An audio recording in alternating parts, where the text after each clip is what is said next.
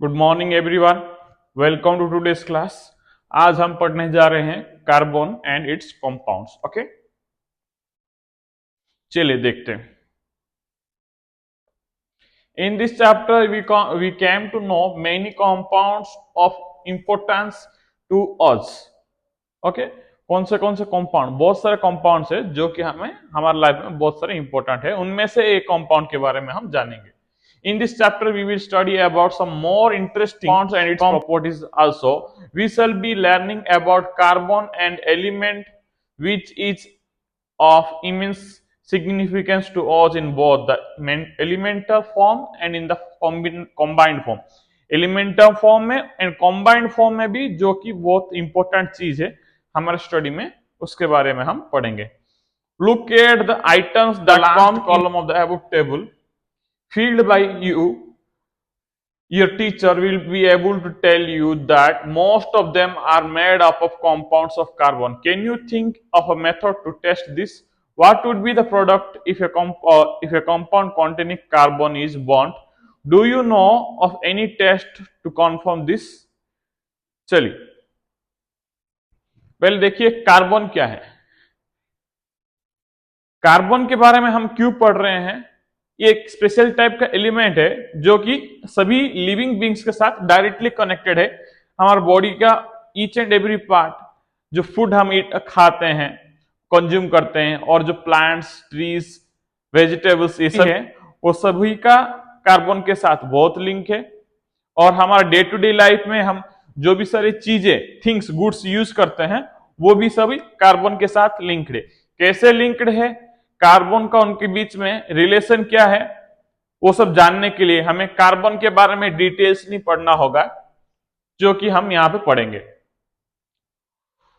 देखिए, food, clothes, medicine, books और many of the things that you listed are all based on this versatile element carbon. In addition, all living structures are carbon based. सभी living structure carbon based में है, और सभी medicine, food और clothes, books, जो भी सारी चीज हम यूज कर रहे हैं वो कार्बन से लिंक्ड है और कार्बन से बना हुआ है। The amount of carbon present in the earth crust and in the atmosphere is quite measure. The earth crust has only 0.02% of carbon in the form of mineral. earth crust में only 0.02% carbon है। like carbonates, hydrocarbonates, coal and petroleum, इनके form में ही हमें carbon मिलते। किन किन के फॉर्म में? कार्बोनेट्स के फॉर्म में, हाइड्रोजन कार्बोनेट के फॉर्म में, कोयल के फॉर्म में, पेट्रोल के फॉर्म में हमें क्या मिलता है? कार्बन्स मिलते हैं। कहां पे? अर्थ क्रस्ट पे। एंड द एटमॉस्फेयर है 0.03% ऑफ कार्बन डाइऑक्साइड, और हमारे एटमॉस्फेयर में कितने परसेंट कार्बन डाइऑक्साइड है? 0.03%। Okay, in spite of this small amount of carbon available in nature, इन सब को छोड़ के और भी कुछ small amount of carbon nature में है। The importance of carbon seems to be immense. In this chapter, we will know about the properties of carbon which make carbon so important to us. यह chapter में हम carbon के ऐसे कुछ properties के बारे में जानेंगे जिसके कारण कार्बन हमारे डेली लाइफ में बहुत इंपॉर्टेंस क्रिएट कैसे कर रहा है आपको पता चलेगा। Bonding in carbon, the covalent bond. Bonding in carbon, carbon कैसे बॉन्ड तैयार करता है। ठीक है, देखिए कार्बन कौन सा बॉन्ड तैयार करता है? Covalent bond. आप लोग पहले से पढ़े होंगे कोवलेंट बॉन्ड क्या है। एंड देखो, बॉन्ड तीन टाइप का रहता है, ionic bond, covalent bond and coordinate bond. ठीक है, आयनिक बॉन्ड में क्या होता है? इलेक्ट्रॉन ट्रांसफर होता है।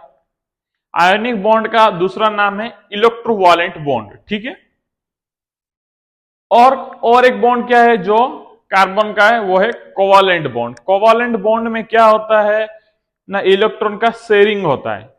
दो एलिमेंट मिलके इलेक्ट्रॉन शेयर करके बॉन्ड बनाते हैं और स्टेबल होते हैं। आयनिक बॉन्ड में इलेक्ट्रॉन ट्रांसफर होता है, उसके बाद वो स्टेबल बनते हैं। कोऑर्डिनेट बॉन्ड में एटम का लोन पेयर रहना है, और एक ही एटम दूसरे एटम को इलेक्ट्रॉन शेयर करता है, फिर उनके बीच में जो बॉन्ड बनता है उन्हें हम कोऑर्डिनेट बॉन्ड बोलते हैं। ठीक है,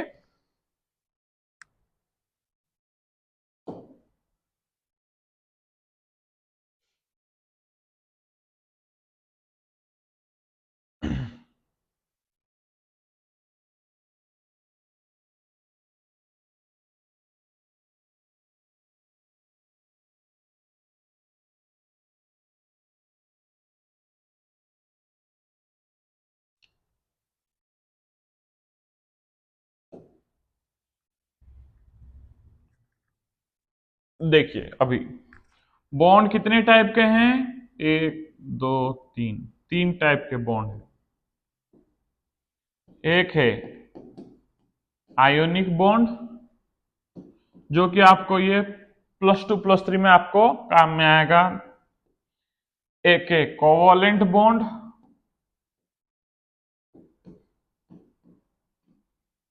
दूसरा है कोऑर्डिनेट बॉन्ड।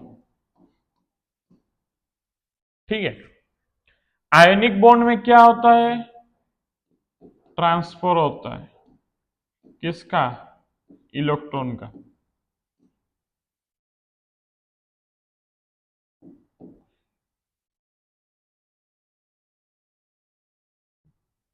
यहां पे कोवलेंट बॉन्ड में क्या होता है, शेयरिंग होता है, किसका, इलेक्ट्रॉन का।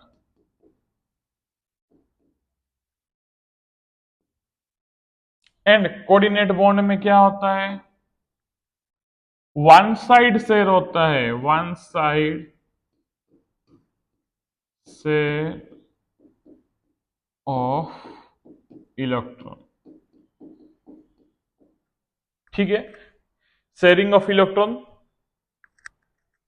इसको ही हम क्या बोलते हैं, बॉन्ड बोलते हैं। इलेक्ट्रॉन, दो इलेक्ट्रॉन शेयर हुआ तो होता है सिंगल बॉन्ड, चार इलेक्ट्रॉन शेयर होने पे वो डबल बॉन्ड होता है। वैसे बॉन्ड के बारे में हम डिटेल्सली पढ़ेंगे। पहले हम कार्बन कौन सा बॉन्ड तैयार कर रहा है, कोवलेंट बॉन्ड। ठीक है, समझ में आप लोगों को। चलो नेक्स्ट देखते हैं।